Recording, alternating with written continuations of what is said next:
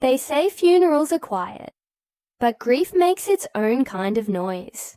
It hums under your skin, like an electric current that never turns off. It makes your breath shake in your chest, shallow and uneven, like you've forgotten how to breathe properly. It's the kind of silence that amplifies the smallest sounds. The wet shuffle of shoes on grass, the low cough someone tries to hide, the whisper of an envelope brushing velvet that somehow echoes louder than thunder. That day, it wasn't the rain that soaked me through. It was the letter. My name is Adrienne. I'm 41 years old, and I buried my mother with a lie tucked between her fingers. Not mine, his. The air smelled like rain and carnations. A chill pressed through my black wool coat, seeping into my bones. I kept staring at the casket, as if I could still feel her warmth beneath that satin lining. My mother had always hated cold rooms, but now she lay surrounded by them. Before we continue, please subscribe to the channel and let us know where you're listening from in the comments. We buried her in a small Michigan town, a place that looked like it belonged on a postcard. White picket fences, old barns the color of rust, and a single main street where everyone waved, whether they knew you or not. She'd moved there 7 years ago, chasing quiet after my father died. She used to joke that winters there looked like a Hallmark movie. Soft snow, steaming cocoa, people too polite for their own good. That morning, there was nothing cinematic about it, just gray, cold, relentless drizzle. Sleet stung my cheeks as black umbrellas tilted against the wind. The cemetery looked like it was holding its breath. The trees stood still, and the sky hung low, heavy with something that felt personal. People moved slowly, voices soft and muffled. It wasn't just grief that made them quiet. It was the weight of her absence. I don't remember the priest's words. They came and went like static. But I remember the mud. It clung to my heels, thick and cold. I remember the sting of wet lashes sticking together when I blinked. My gloved fingers shredded the tissue I'd been gripping too tight, turning it into pulp.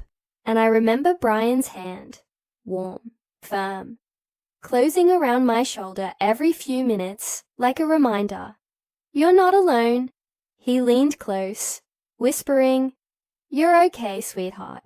I've got you. His voice was smooth, practiced, and I nodded, because that's what you do when someone is trying to help, even when the help feels strangely rehearsed. He squeezed again, his thumb tracing slow circles against my coat sleeve. Too steady, too sure. It wasn't just comfort anymore. It was control, a stage whisper meant for the audience around us. When it came time for the final farewell, the priest motioned for family to step forward. My legs felt heavy, the ground beneath me soft and unsteady. I reached the casket, my heart stumbling in my chest. Her face was still, too still. Someone had painted peace onto her, a piece she hadn't worn in months. They'd given her blush, lipstick, even a faint shimmer across her lids. She hated makeup. On good days she'd just rub a little Vaseline on her lips, pinch her cheeks for color, and call it God's highlight. She'd always tell me, if they don't love you with your real face, honey, they don't deserve your time. That was my mother, blunt, loyal, stubborn in her truth. I leaned forward, about to place the lilies in her hands. White, simple, her favorite, when I felt him step beside me. Brian, my husband of 11 years. His presence was solid, heavy in the damp air. He stood so close, I could smell his cologne, cedar, and smoke. Something grounding in the storm. He spoke softly, but his tone cut clean through the priest's murmurs. I'd like to leave something too, he said. I turned. He wasn't crying, not really, just that single tear, balanced perfectly in the corner of his eye. The kind that glistens for sympathy, but never falls. He'd always been good at that. Just enough emotion to look human, never enough to be messy. He reached into his coat pocket and pulled out a small ivory envelope. It looked delicate, almost ceremonial, like it belonged in a wedding, not a funeral. Unsealed. He leaned forward, slid it under her folded fingers, and stepped back with a long, deliberate breath. I blinked. Not because of the gesture. People leave notes, photos, keepsakes. It's normal. But because I saw the writing, and it wasn't his. Brian's handwriting is sharp, all right angles and control, like blueprints from an architect. But this was slanted, feminine cursive, the ink looping with gentle hesitation. Someone had written it slow, with care, as if every word had weight. A tremor ran through me. Something about that penmanship tugged at recognition, but I couldn't place it. The rain thickened, tapping harder against the umbrella above us. Brian's arm slipped around my shoulders again, pulling me close as the priest began his closing prayer. His lips brushed my temple, and I stood frozen, staring at the envelope like it was whispering secrets only I could hear. The rest of the service blurred. Faces came and went. Aunt Linda's perfume, too floral, clung to my coat after her hug. Someone pressed a tissue into my hand. Someone else said something about faith and time healing everything. The usual funeral language, empty and polite. She loved you so much, dear. She's in a better place. She went peacefully. I smiled when I was supposed to. I nodded in rhythm with their grief. But my mind was already somewhere else, circling that envelope like a moth around a flame. When we moved to the church hall for coffee and casseroles, the sound of small talk scraped against my nerves. Cups clinking, chairs dragging. Someone laughed softly at a memory. It should have been comforting. It wasn't. Brian kept close, hovering. He poured me coffee I didn't drink, touched my shoulder whenever I drifted too far from him. It was like he was choreographing every move. The concerned husband, perfectly positioned for pity. I told him I needed air. He hesitated, brow knitting just enough to look sincere. I'll come with you, he offered. No, I said quickly. Just a few minutes. I'll meet you at the car. He studied me for a beat too long, then nodded. Okay, don't stay out too long. It's freezing. He pressed the keys into my palm and kissed my forehead. His lips felt cold. I walked out into the gray light, my heels sinking into slush. I reached the car but didn't open it. The diner across the street glowed faintly behind fogged glass. A couple of old men sat inside, talking over pancakes. I didn't go in. Instead, I turned back. 10 minutes later, the cemetery was empty. The priest's car was gone. The mourners too, even the groundskeepers, had retreated for lunch, leaving their shovels leaning against the truck. The casket sat in the same place, untouched, waiting for its final descent. The rain had softened to mist. Silence stretched long and heavy. I stepped closer, the sound of my boots sinking into mud. The smell of wet earth rose sharp and clean. My breath came out in small clouds. The envelope was still there, tucked beneath her folded hands, like a secret she'd been forced to hold.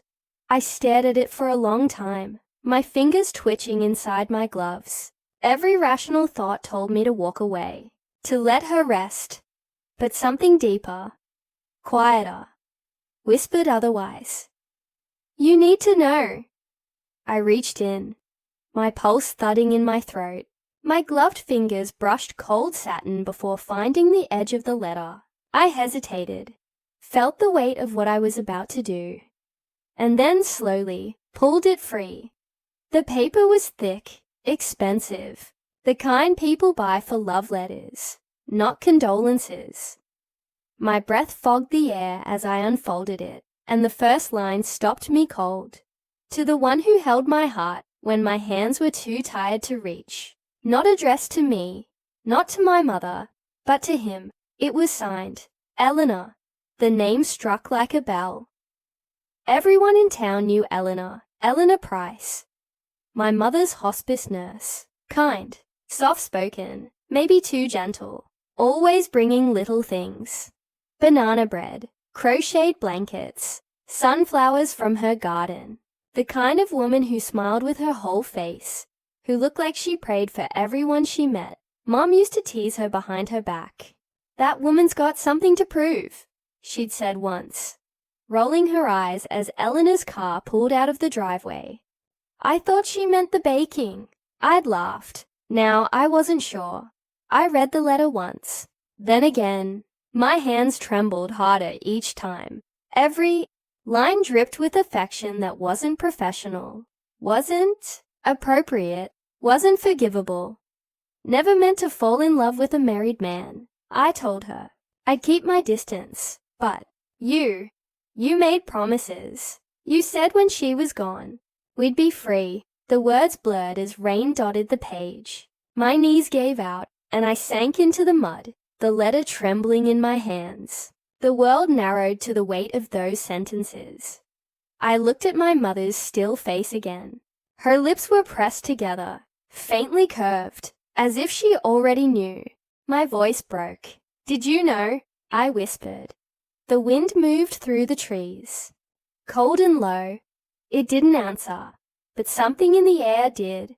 A strange stillness, a silence that felt like confirmation.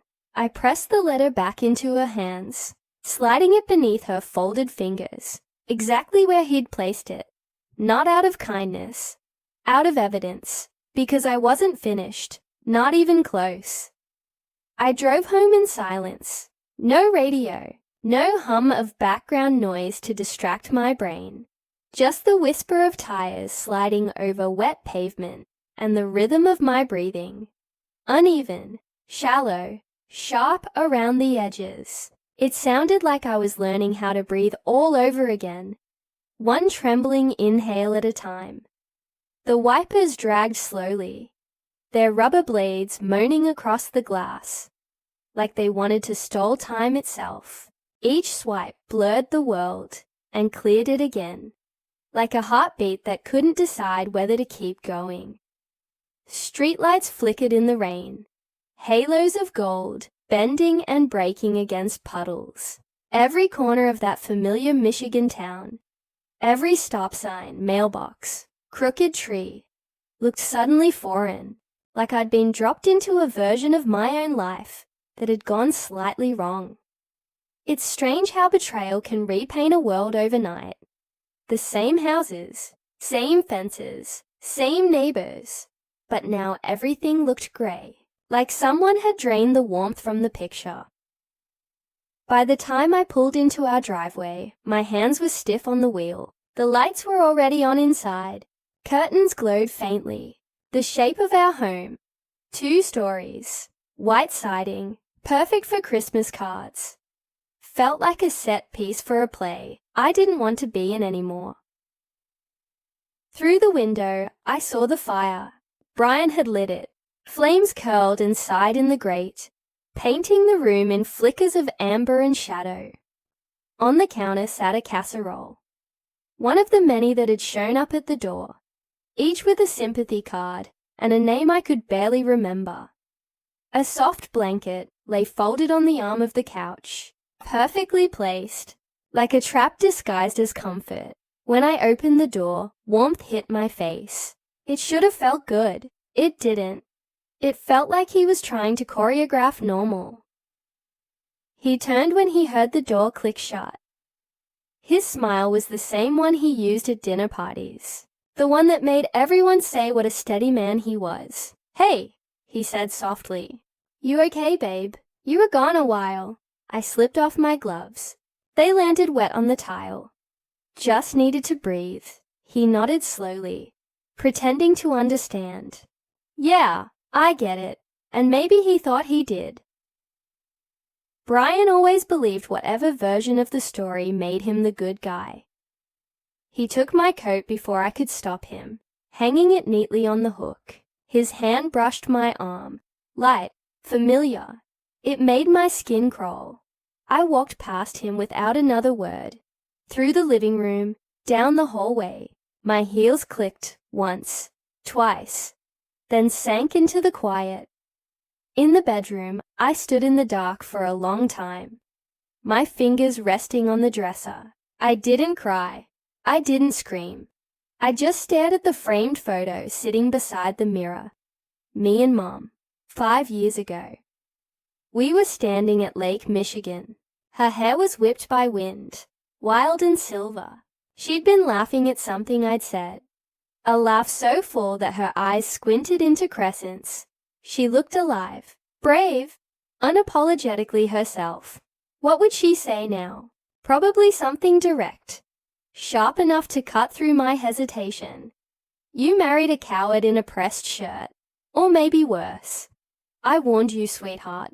The fire in the next room crackled. I could hear the faint hum of the dishwasher. Domestic sounds.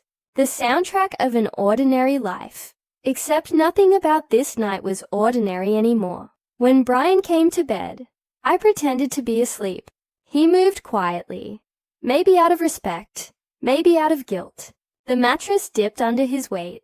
The smell of smoke and cologne drifted close. He didn't touch me. Not even a brush of his arm. I waited. 5 minutes. 10. His breathing evened out, deep and slow. Either he was asleep, or he wanted me to think he was. I slid out of bed, my bare feet finding the cold wood floor. The room was dark, except for the faint orange glow from the fireplace down the hall. His phone sat on the nightstand, black, innocent looking, the keeper of every truth he'd hidden. I picked it up and tiptoed to the bathroom, locked the door. The sound of the latch clicked like a gun being loaded. Passcode 0412, my birthday. Still. Stupid. The screen opened.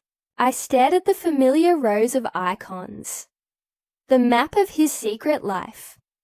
And felt my pulse in my throat. Messages first. Nothing obvious. No Eleanor. But there it was. A thread labeled EM2 letters that looked harmless enough until you knew who they belonged to.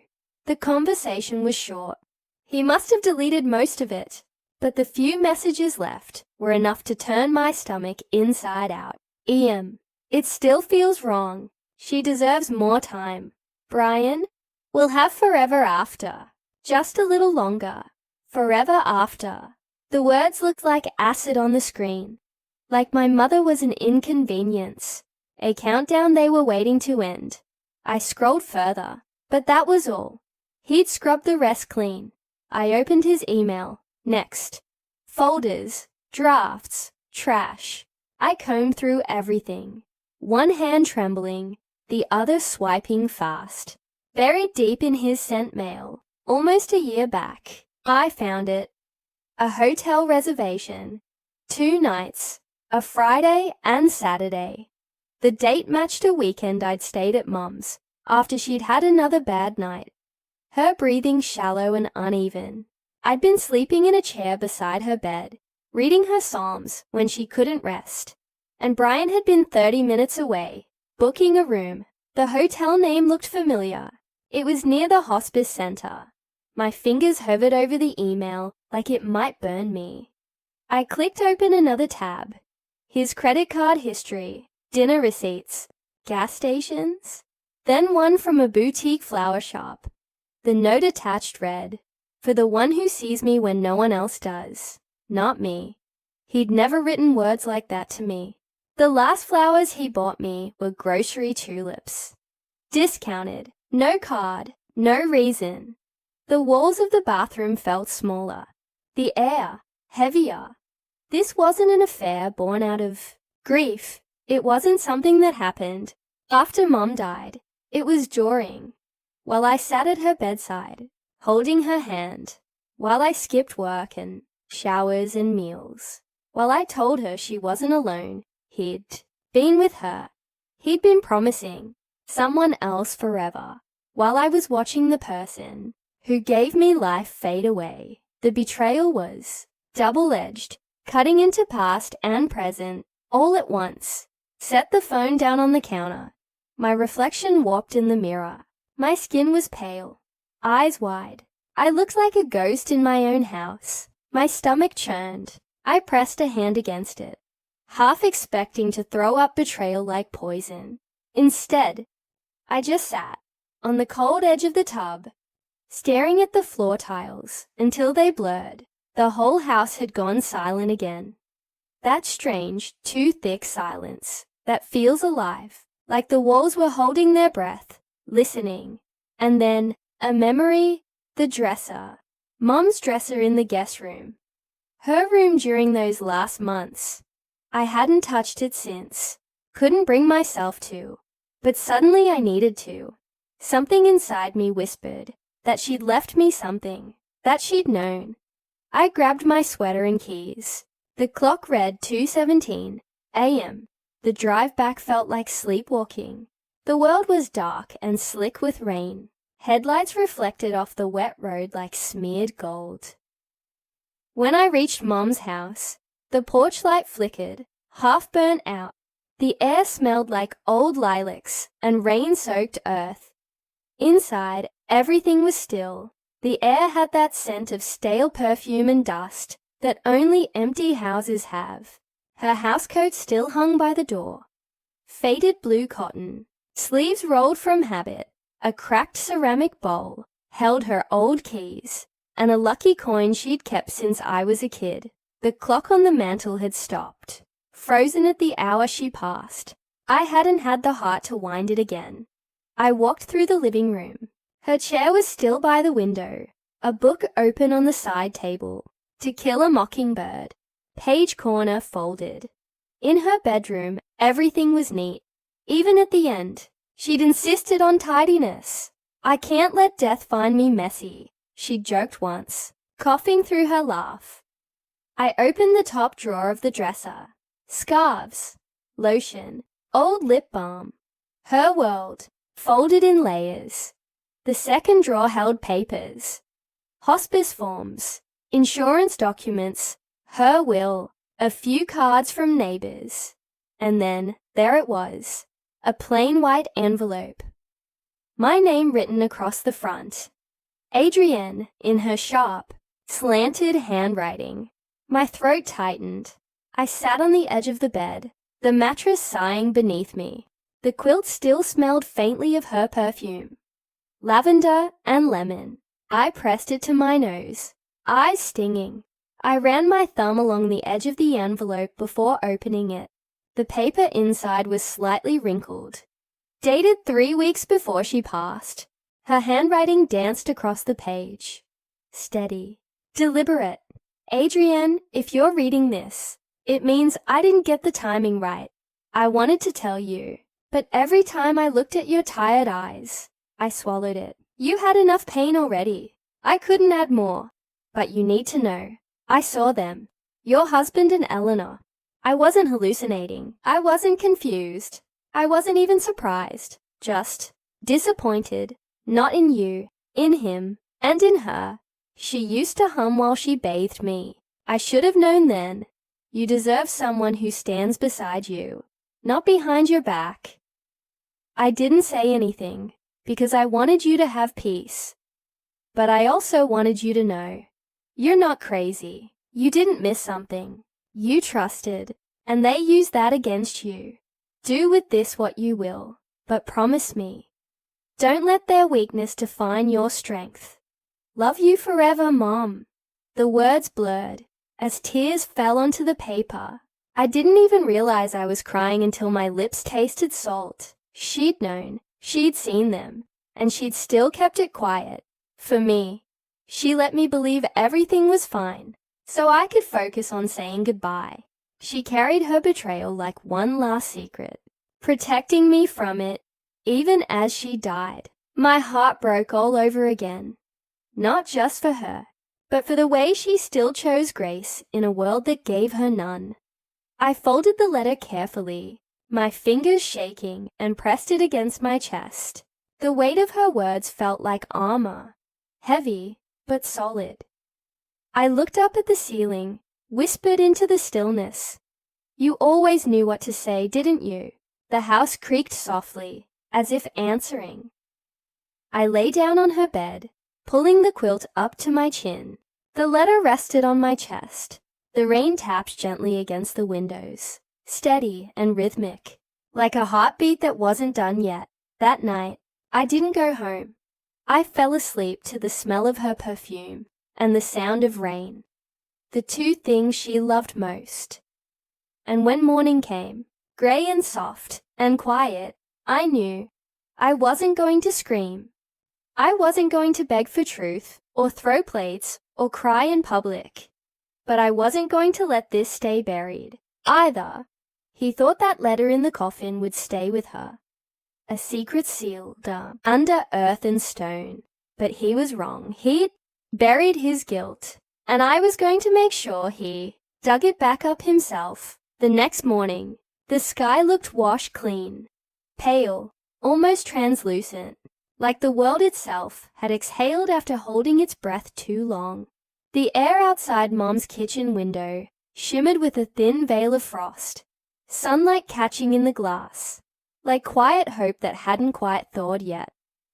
I brewed coffee the way she used to, barefoot on the cold linoleum floor. I pressed the button on the old Mr. Coffee machine and listened to it sputter and sigh, like it had for decades. That sound was grounding, a small domestic rhythm that reminded me life could still be ordinary, even after something inside you had cracked. Before betrayal, before folded letters and graveside lies, this house had been a sanctuary. A woman lived here who taught me that love didn't always sound like sweetness. Sometimes it sounded like truth, told too bluntly, or silence offered as kindness. She was the kind of woman who'd pour black coffee for breakfast, hum through chores, and ask questions that cut through the noise. You tired? Or are you running from something again? Now the house hummed with ghosts. I sat at the kitchen table, the wood cool against my forearms, two letters spread before me, Mom's and Eleanor's. They looked so harmless together, just paper and ink. But one was a wound, and the other a salve. One written in cowardice and stolen hours, the other in love, strong enough to bear truth. Eleanor's letter was flowery, practiced. Each word looked manicured, like a person writing for forgiveness before they'd even been accused.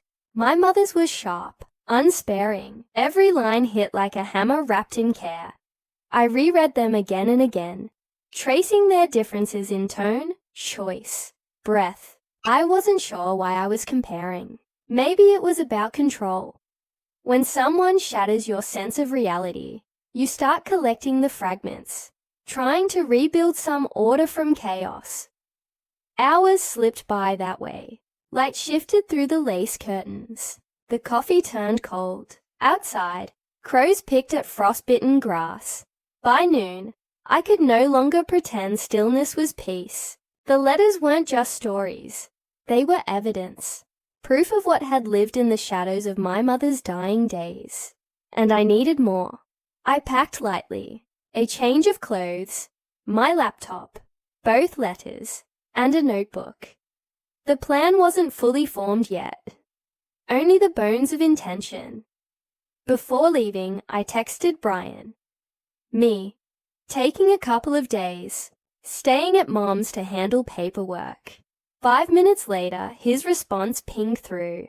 Brian, take all the time you need, baby. I'll handle things here. Love you. I stared at that final phrase. Love you. It looked obscene. How easily those words rolled off his thumbs. How hollow they looked on the glowing screen. That same mouth had whispered promises to another woman, while my mother's heart was still beating under hospice sheets. I didn't reply. I turned my phone face down. Instead, I opened my laptop and began digging. The hospice center kept digital logs for every patient. Notes, visits, volunteer schedules. I'd used the system before to file insurance forms. The password autofilled when I typed Mom's name, as if the machine remembered what I'd been trying to forget. The portal loaded, a sterile interface, gray background, blue tabs. It smelled faintly of disinfectant memory. Cold and bureaucratic. I scrolled through pages of notes, clinical language, pulse checks, medication dosages, patient resting comfortably, and then her name, Eleanor M. Price. Her signature appeared more often than I remembered. Some notes logged at times. I knew I'd been there. But others, at hours I hadn't. Friday evenings, Sundays. Days when I'd gone home to shower, to pay bills, to let Brian take over for a while. That was their window. I clicked one entry dated February 18th. Patient resting. Spouse present. Discussed medication schedule. My breath stopped. Spouse. My father had been gone 15 years. There was no spouse. She meant Brian. My pulse thrummed against my throat. I moved to another entry. Sat with family member in kitchen. Emotional session. Encouraged him to grieve gently. Grieve gently. It read like code. The kind of euphemism professionals use when they don't want to spell out intimacy.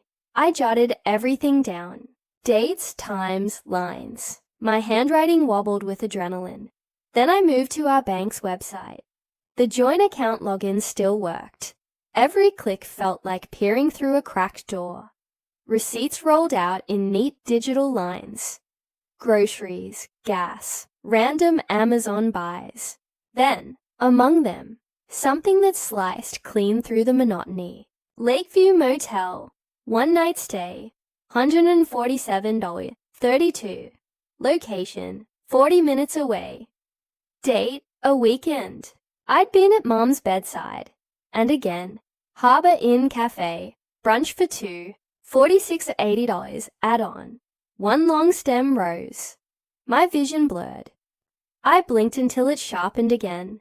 Screenshots. PDFs. Folders labeled with cold precision. Documents. Receipts. Closure. Evidence in neat rows. Then, tucked deep in his email drafts, I found something worse. A message to Eleanor, unsent. Written the night before Mom's funeral. Eleanor, it still feels surreal. She's really gone. I know the timing isn't right, and I know how heavy this is for Adrienne. But when I watched you standing in that room, when I saw your eyes fill up, I knew. This isn't just grief. This is the beginning. We'll find our way once the dust settles. I'll take care of her. Let her mourn, and then we'll find peace. Together, together. The word hit harder than any slap. He wasn't grieving my mother. He was romanticizing her death. He was plotting a beginning, while she hadn't even been laid to rest. I sat back in the chair, staring at the glow of the laptop screen. The cursor blinked at the bottom like a metronome to my rage. But I didn't scream, didn't cry. What settled over me was quieter. The kind of calm that arrives before a storm, when the air grows heavy and birds go silent. I picked up my notebook and started mapping dates, letters, statements, his lies, cross-stitched through time. I drew lines connecting them. Hospice visits, overlapping with motel stays. Payments that matched Eleanor's shift notes. The kind of proof that couldn't be explained away. Then like a flash, a memory surfaced. Mom's camcorder. She'd refused to give it up, even when smartphones made it obsolete. Said she liked real buttons. That pressing record made her feel like she had control over her story. In her last months, she'd used it to talk to herself. Or maybe to me. Little videos I hadn't had the courage to watch, until now. I went to the hallway closet, beneath boxes of old photo albums and Christmas decorations.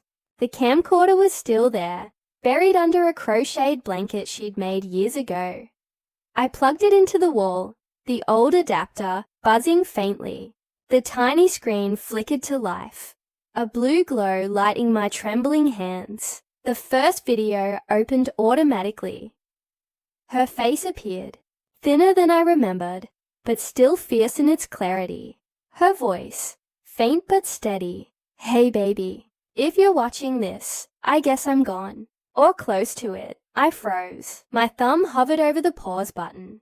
Hearing her voice again was like opening a wound and finding sunlight instead of blood. I skimmed through the footage, her grocery lists, stories about her teenage years, a recording of her singing "Happy Birthday" to me, just in case she missed the next one. My chest ached so deeply, it felt like I might cave in. And then, the file that changed everything. Time-stamped 2 weeks before she passed. She looked straight into the lens. "Adrian," she began softly. And I saw him. I saw them. Her eyes, though dimmed with sickness, were sharp. I kept my mouth shut because I didn't want my last words to poison your memory of love. But now I think silence is its own kind of cruelty. Her voice cracked. She took a small breath. "If I leave this world with anything, I want it to be this truth. You deserve better. You deserve the kind of love that doesn't come in the dark. That doesn't hide behind my dying back." She looked down, composing herself, then lifted her gaze again. "I know what you'll do with this. Or maybe I don't. But whatever it is, don't carry my weight anymore. Let me carry his. One last time." The words hung in the room, long after the video ended. I covered my mouth. My breath broke against my palm. It wasn't just evidence. It was permission. My mother, who had said nothing for months, had chosen to speak from the grave. She'd known this day would come, and she'd left me her final act of love. Not forgiveness, not surrender, but a blessing. To finish what she couldn't. The night before the memorial, I stood in Mom's living room, surrounded by old photos and flowers that still smelled like loss. The vases sweated condensation onto lace doilies that had yellowed at the edges. Sympathy cards leaned like tired soldiers along the mantel. Old doves and Bible verses that left glitter on my fingers when I straightened them. The TV's blue standby light watched me from across the room. It was quiet except for the radiator knocking every few minutes and the faint hiss of the furnace. I had been up for hours, my laptop on the coffee table, a tangle of cords, and an external drive at my feet. It was supposed to be simple, a gentle slideshow, childhood to now, her voice over it reading Psalm 23. The kind of thing people cry softly to, while dabbing their eyes in polite mourning. Something smooth, something safe. But this wasn't a safe story anymore. And I wasn't a safe narrator. I didn't want to destroy him. Not with theatrics, not with spectacle. I just wanted the truth to hang in the air. Visible, undeniable, like breath in winter. I wanted the silence he'd relied on to finally speak. The video began the way anyone would expect. Soft piano, a sepia photo of her in Toledo, gap-toothed and fierce on a red bike with a white basket. A black and white wedding portrait. My father formal and nervous, my mother certain. Me swaddled in her arms on a hospital bed, her hair a storm cloud, her eyes bright. Years flipped like pages. School plays, unfortunate haircuts, first apartments, Thanksgiving mishaps, a crooked Christmas tree we kept anyway. There was her garden shot I loved. Dirt on her cheeks, straw hat cocked, flipping off the camera because I told her to act your age. That slide always got a laugh. I kept it in. Halfway through, I made the cut. Black screen. 2 seconds of nothing. A breath. Then the grainy camcorder footage bloomed, and her face filled the frame. Thinner, yes, but steady. She sat in her chair by the window, light pooling on her shoulders. The oxygen tube traced her cheekbone like thread. Her hands were folded, stubbornly elegant. Her voice, quiet but unwavering. If you're hearing this, I'm gone, and I'm at peace with that. What I'm not at peace with is deception. I paused the timeline, stared at the keyframe I had chosen. No drama, I reminded myself. No arrows, no names. Just truth released into a room. and left to do what truth does. I scrubbed back, pressed play to feel the rhythm. Piano, photos, laughter slide. Cut to black, her face, her words, back to memories. A clean incision, not a jagged tear. I exported it and watched the progress bar crawl. In those 2 minutes, I felt the shape of the morning to come. A chapel full of people who thought they knew the story, and one new chapter tucked inside the old. I didn't feel triumphant. I felt reverent, like I was carrying a candle for her into a room used to dimmers. I slept for an hour on the couch, shoes still on, sweater rolled under my neck. When I woke, dawn had thinned to paper light. I printed the program on her old inkjet, the one that always left a faint line through the last page. I pressed a wrinkle out of my black dress with the heel of my palm. I tucked 2 things into my coat pocket, a USB backup and the ivory envelope Eleanor had written for Brian, the one he had tucked into my mother's hands, as if paper could absolve him. At the chapel, the air held the clean, sweet bite of lilies she never liked. The pews creaked as people settled. Winter coats shed a soft chorus of zippers. I stood at the back with the volunteer running AV, gave him a polite smile, and handed over the file. It will fade to black halfway, and then continue, I said evenly. Don't touch anything during the fade. He nodded and queued it up. The service began with scripture and gentle stories. The priest had a voice made for AM radio. Warm. Practiced. I watched from the last pew, palms open on my knees, heartbeat measured. I could feel Brian before I saw him. Second row, center aisle, posture stiff. His hands were interlaced so tightly, the knuckles blanched. He was dressed like an apology. Eleanor wasn't there. She had sent flowers. The slideshow began. Soft piano sighed through the chapel. Faces softened as photographs slid past. Bike, wedding, baby, garden. A few chuckles rolled at the flipping off frame. In the second row, Brian's shoulders released half an inch. Ordinary, his body told him. Safe. Then the screen faded to black. A beat. The kind of silence that has texture. Slowly her face appeared again, not as a photo. As presence, the oxygen tube glinted. Her eyes met the lens, and through it, the room. If you're hearing this, she said, I'm gone, and I'm at peace with that.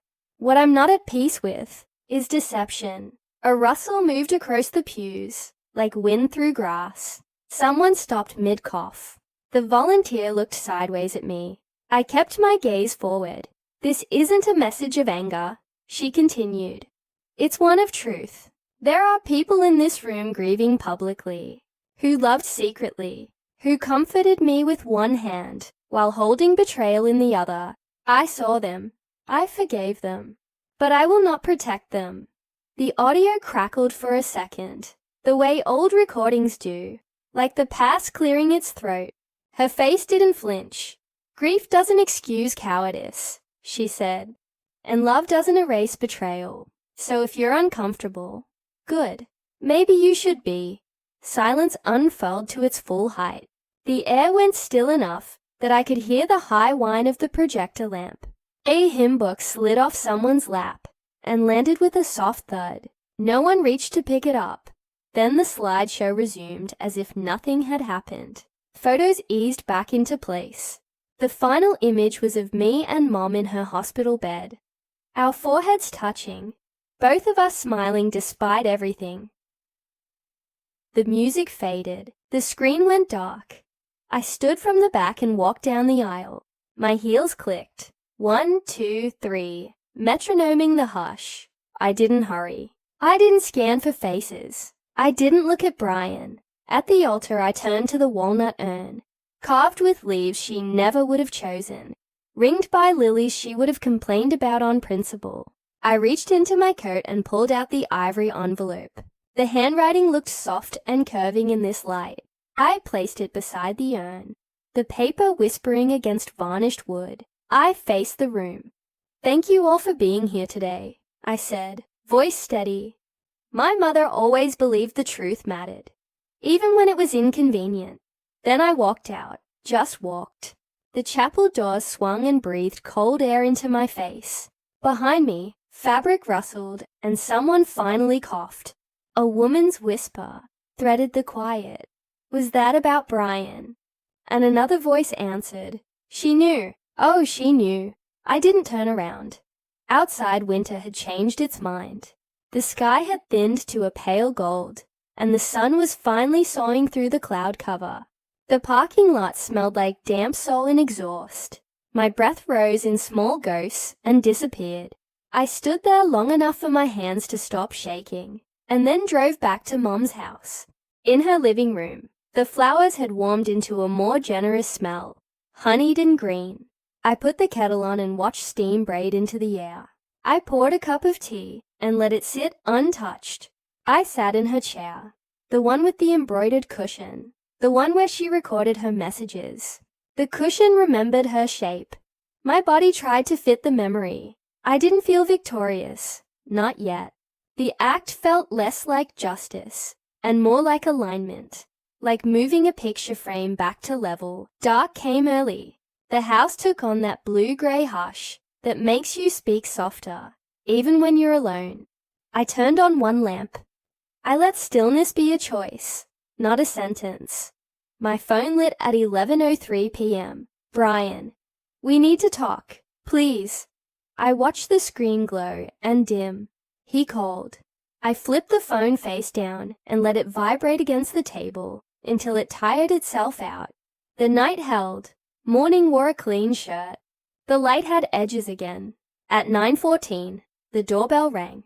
I already knew who it was by the rhythm of the chime. When I opened the door, he stood on the porch with his hands in his coat pockets, shoulders hunched like a schoolboy caught cheating.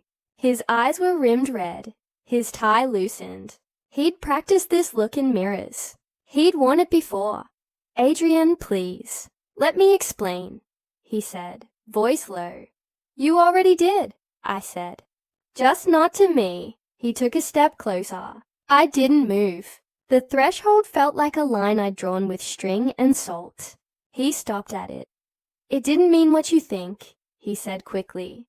I was lost. We were both hurting. It wasn't supposed to go that far. She was dying, I said. I kept my tone level, the way Mom did when she wanted her words to land. I was watching her die, and you were falling in love with her nurse. His face flinched, the mask slipping, then returned to pleading. You let me think you were my anchor, I continued. You let me carry that grief alone while you were planning a new beginning. He swallowed. I didn't plan it, he said. I swear to God, Adrienne, I loved your mother. Don't, I said. I went to the hallway table and opened the drawer where Mom kept rubber bands and useless pens. I took out the small USB drive with the full recording. Unedited, nothing cut. I returned and put it in his hand. Plastic clicked against his wedding band. You want to know what she really thought? I said. Watch it. He looked at the flash drive like it burned. Is this it then? He asked. You're just going to throw away everything we had? I shook my head. No, I said. You did. He opened his mouth, and I could feel the speech gathering. A forecast of excuses and mended futures. If I'd only forget. I stepped back before it could rain. You buried her with a lie, Brian, I said. I just dug it back up. I closed the door. Not hard, not loud, just firm. Wood meeting wood, with the soft honesty of an ending that didn't need to be cruel, to be complete. On the other side, I heard nothing. Silence settled like snow, smoothing edges. I leaned my forehead against the cool wood for a moment, and let myself feel exactly what I felt. Not triumph, not devastation, just the clean relief of naming what had been true all along. The kettle clicked in the kitchen, as if to call me back to ordinary things. I went to it. I poured stale tea down the sink. I washed the cup. I opened a window to let in the cold. The house breathed. In the chair by the window, Sunlight fell across the embroidered cushion. It lit the threads that spelled the word she'd stitched years ago and never explained. Still, I sat and let the word mean what it needed to mean, motionless, and also, nevertheless, the day moved forward without asking my permission. And I let it. 2 days later, I returned to the cemetery. The sky had the pale sheen of early morning steel, flat, reflective, cold enough to make breath visible, the kind of light that doesn't warm anything, just reveals it. I parked by the gate, the gravel crunching under my tires, and sat for a moment before getting out. The heater hummed low. My fingers traced the brown paper bundle resting on the passenger seat. Fresh dahlias and rosemary tied with twine. Mom's kind of flowers, not the stiff, ceremonial white roses everyone brought because they looked expensive in vases. No, she liked the ones that smelled like life, like kitchens and summer storms and soil under your nails. I stepped out, boots sinking into the soft ground. The wind carried the scent of pine and distant rain. It tugged at my coat, snapped the loose strands of my hair across my mouth. The paper crinkled in my hands as I tightened my grip. It felt almost like the world itself didn't want me to let go yet. The path curved through wet grass and sleeping trees. I passed the angel statue at the hill's crest, its face eroded smooth by decades of weather, and turned left toward her plot. Her headstone sat beneath an oak, whose roots had begun to lift the earth around it. There was a peace to the spot, not silence. The kind of peace made from movement. Leaves rattling, crows shifting, the steady hum of the living, moving on around the dead. I crouched down, my knees sinking into the damp earth, the cold seeping through my jeans. Her name was simple on the stone. No middle initial, no frills, just Margaret Hale. And below it, the single line she had chosen herself. She lived on her own terms. I smiled. Of course she had. Even in death, she'd claimed her final word.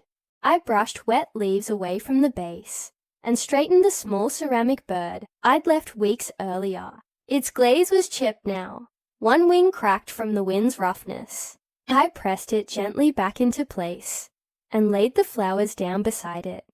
Dahlias blazing orange and gold, even against the gray. The rosemary scent rose sharp and clean. I whispered, "You'd probably say these look better than the fancy ones." The wind answered in a sigh through the branches. Then I saw it, tucked just under a flat river stone, half hidden by fallen leaves. An envelope folded once, the edges darkened with damp, curling softly, like it had been waiting there for days. My breath caught. I looked around.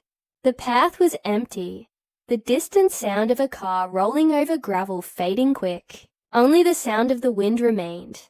I brushed the dirt away and lifted it carefully.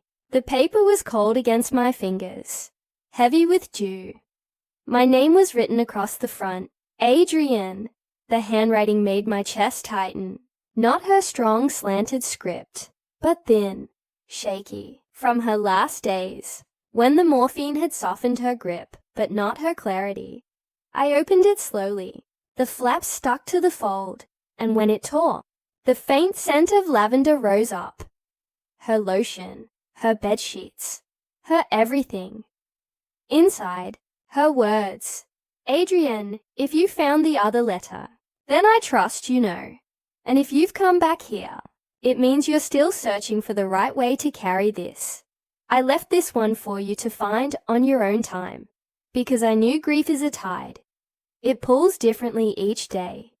This truth you hold now, it was never meant to ruin you. It was meant to free you."